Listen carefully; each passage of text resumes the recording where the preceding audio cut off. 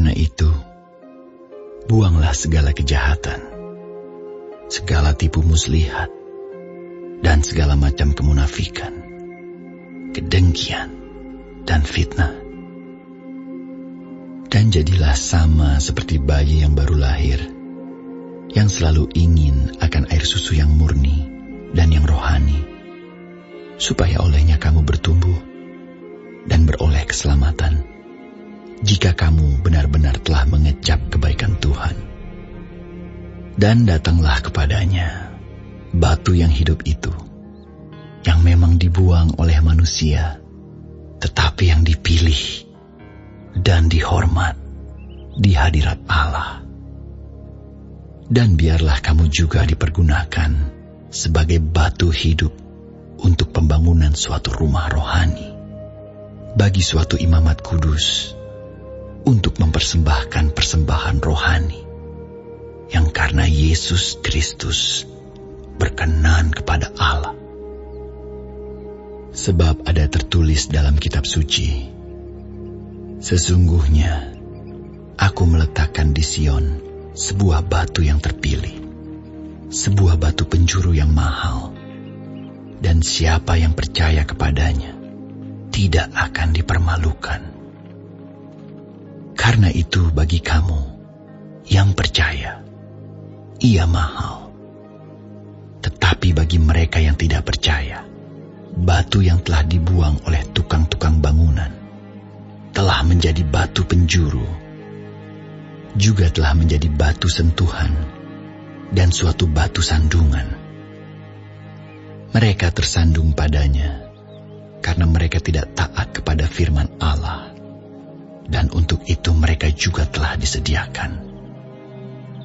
Tetapi kamulah bangsa yang terpilih, imamat yang rajani, bangsa yang kudus, umat kepunyaan Allah sendiri, supaya kamu memberitakan perbuatan-perbuatan yang besar dari Dia, yang telah memanggil kamu keluar dari kegelapan kepada terangnya yang ajaib.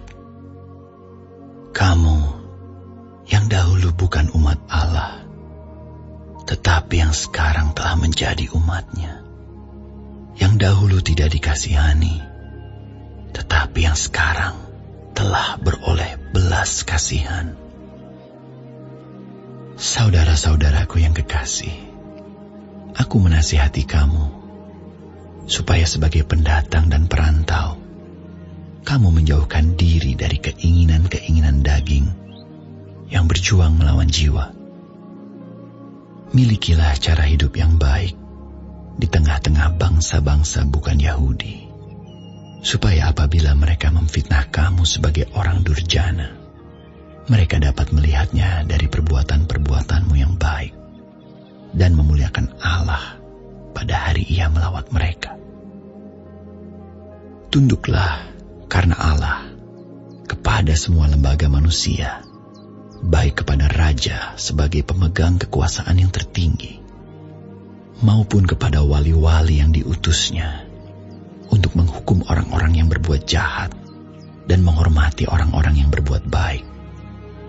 Sebab inilah kehendak Allah, yaitu supaya dengan berbuat baik, kamu membungkamkan kepicikan orang-orang yang bodoh.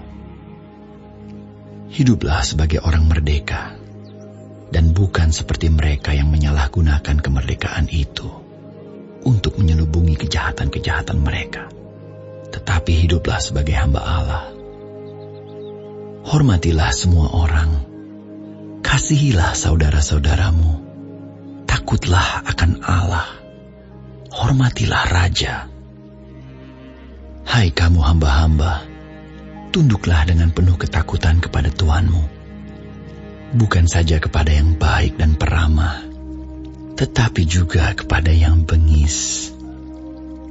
Sebab adalah kasih karunia jika seorang karena sadar akan kehendak Allah menanggung penderitaan yang tidak harus ia tanggung. Sebab dapatkah disebut pujian jika kamu menderita pukulan karena kamu berbuat dosa? Tetapi jika kamu berbuat baik, dan karena itu kamu harus menderita, maka itu adalah kasih karunia pada Allah.